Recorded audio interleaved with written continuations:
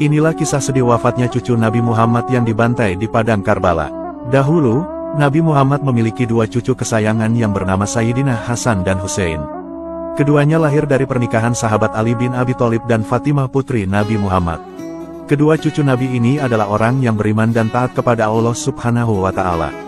Saat Hussein lahir, Rasulullah segera mengazaninya di telinga kanan dan mengucapkan iqamah di telinga kirinya.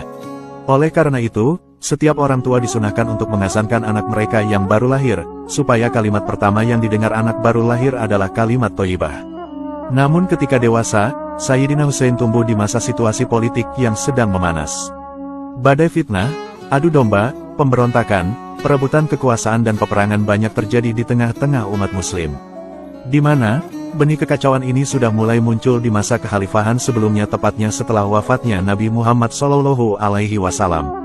Hingga akhirnya, terjadilah peperangan antara pasukan yang dipimpin oleh Hussein melawan pasukan Muawiyah di Karbala, Irak.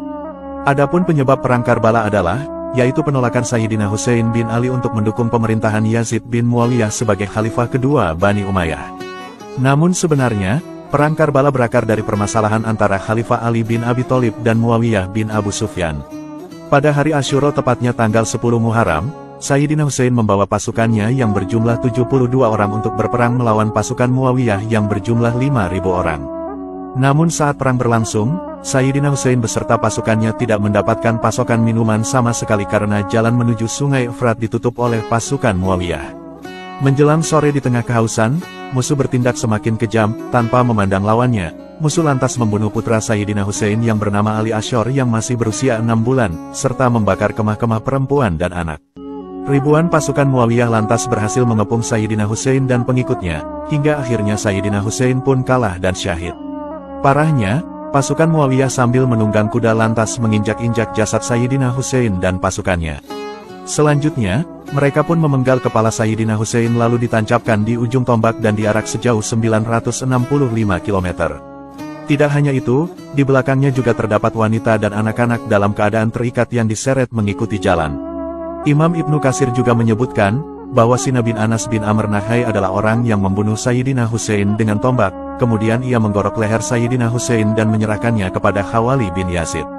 Kisah tragis mengenai wafatnya Sayyidina Hussein bin Ali ini lantas menambah sejarah kelam dalam peperangan umat Islam.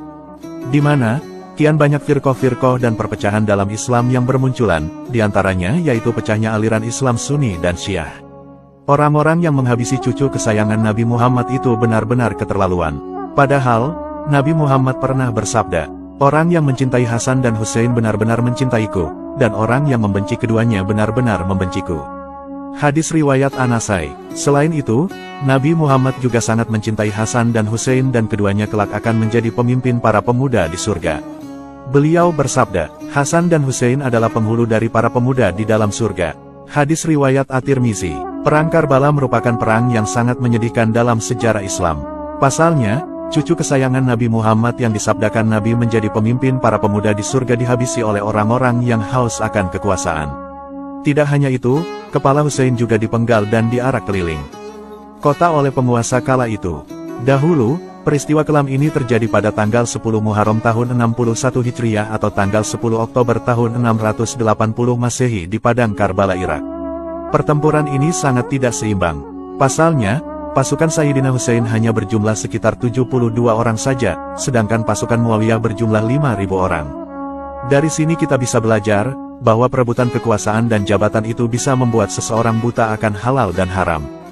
Dampaknya pun sangatlah besar, di mana, peristiwa Karbala ini lantas menandai pecahnya Islam menjadi Islam Sunni dan Syiah. Ya Allah, semoga seluruh umat Islam terhindar dari fitnah dan perpecahan. Amin.